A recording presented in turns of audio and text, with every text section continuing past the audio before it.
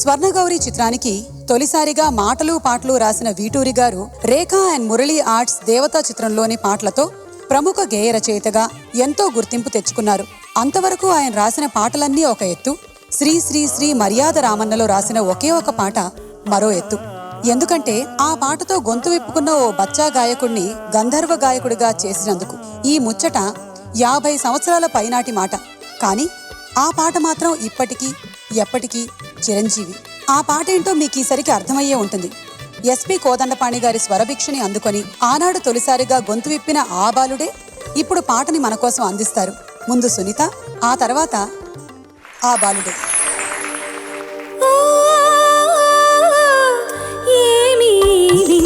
మోహము అహో ఏమి కలవరము, ఏమి కలకలము, ఏమి ప్రణయదాము,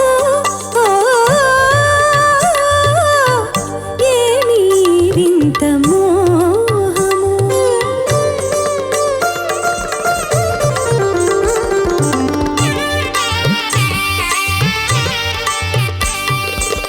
పలికెను నయనాలు పరవశగానాలు, పలికెను నయనాలు పరవశగానాలు, సుధలే చిందేను మధురాధరాలు, పురకలు వేసేను అంతరంగమున బలపు తంతరలు.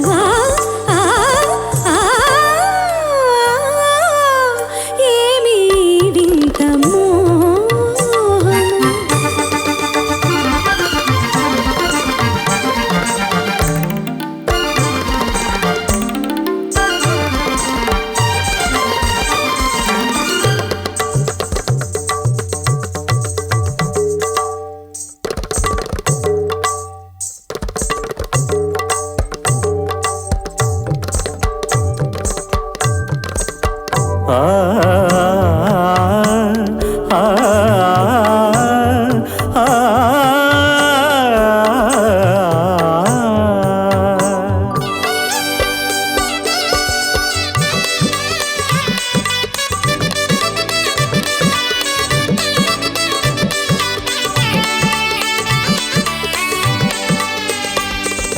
రావే కావ్య సుమబాల జవరాల ప్రియురాల నవభావ రాగమాల,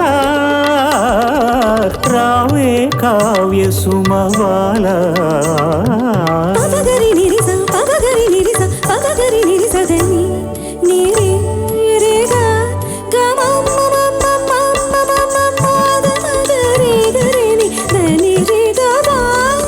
ఊహకు ఆదని నీ అందం కని ఊగిపోయేనే నాడెందం, ఊహకు ఆదని నీ అందం కని ఊగిపోయేనే నాడెందం.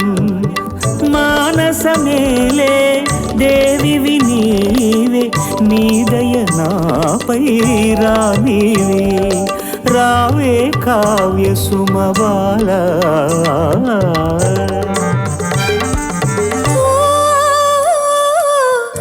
ఏమి వింత మోహము.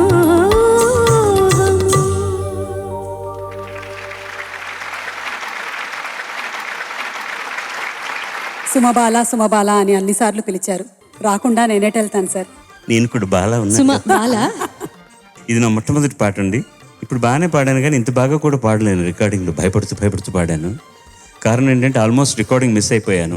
ఒక నెల రోజుల నుంచి కంపోజింగ్ అసిస్టెంట్గా పనిచేస్తూ వచ్చిన సింగర్స్ అందరికీ, పిబి శ్రీనివాస్ గారికి, రఘురామయ్య గారికి, సుశీలమ్మ గారికి, మొత్తం మా గురువు గారు ఏదో చాలా గర్వంగా వీడు గొప్పవాడు అయిపోతాడని ఆయన ఏదో కలలు కానీ ఆ వీడియో అన్ని పాటలు అంత పాడి నేర్పించిన రోజు నేనే అనమాట ప్రాక్టీస్.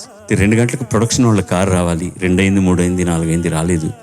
నాకు మూడు మంచి డ్రెస్సెస్లో ఒకటి చక్కగా ప్రెస్ చేసుకొని వేసుకొని కూర్చున్నాను.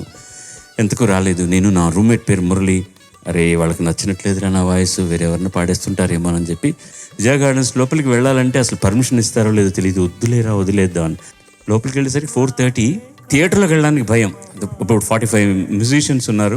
సుశీలమ్మ గారు వచ్చేసారు, రిహార్సల్స్ చేశారు. పిబి శ్రీనివాస్ గారు రిహార్సల్స్ చేశారు, రఘురామయ్య గారు చేశారు. మ్యూజిషియన్స్ నేను ఎవరో తెలియదు, సుశీల గారికి వీళ్ళందరికీ తెలుసు. సో మైక్ దగ్గరికి వెళ్ళి ఒక రిహార్సల్స్ పాడాను. ఇంతవరకు ఫస్ట్ కట్ అనమాట. ఇదైన తర్వాత వేరే ఇంకో బిట్ వస్తుంది. రిహార్సల్స్ పాడగానే లోపల నుంచి మా గురువు గారు పద్మనాభం గారు ఇద్దరిలో వచ్చి, బాగా పాడుతున్నావు అయినా టేక్ తీస్తాం, ఒకవేళ మాకు నచ్చలేదు అనుకో, నువ్వేం అనుకోవద్దు, నచ్చుతుంది, నచ్చకపోతే మాత్రం ఆ పోర్షన్ నేను కన్సాల్ గారి చేత పాడిస్తాను తర్వాత. అసలే బెంబేలు అయిపోయాను. ఈ మాట అన్నారు, ఏంట్రా ఇది అనుకుని సరేనండి అన్నా. ఫస్ట్ టేక్ అయిపోయింది. అయిన తర్వాత ఒక 15 సెకండ్ల లోపల నుంచి ఇంటర్కంలో ఏమి చెప్పరు, ఏమీ చేయరు. డెఫినెట్గా తెలిసిపోయింది మనకు నచ్చలేదు, ఇది ట్రాకే, మాస్టర్ పాడతారని. పులోమని డైరెక్టర్ అందరూ వచ్చి చాలా బాగుంది, ఈ టేకే ఓకే మాకు, ఇంకా నువ్వు పాడక్కర్లేదు అనేసారనమాట. అందువల్ల ఏం జరిగిందంటే ఇంకొంచెం బాగా పాడి ఉండేవాడిని దాంట్లో. అది చాలా భయంగా ఉంటుంది. చూడండి మీరు, నోరు కూడా ఇలా విప్పి పాడలేదు. ఇప్పుడు పిల్లలందరూ చెప్తుంటాను, రావే కావ్య సుమబాల, సంగతులన్నీ బాగానే ఉంటాయి, భయం నువ్వు ఎందుకు వస్తున్నావే అని అమ్మ హీరోయిన్ అన్నట్టు ఉంటుంది అనమాట.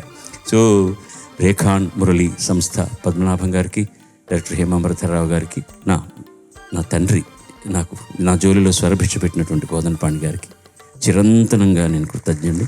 ఈ పాటను గుర్తుపెట్టుకొని ఇంత బాగా వాయించిన పాడిన ఈ బంగారు తల్లికి కూడా కృతజ్ఞతలు. ఆ ఘటన, ఆ సందర్భంలో ఆ మురళి అనే కుర్రాడు కనుక నన్ను అంత ధైర్యం చెప్పి తీసుకెళ్ళకపోతే నేను వచ్చేవాడిని కాదేమో నాకు తెలియదు. And that gentleman called Murali, my friend, is still with me. Thank you.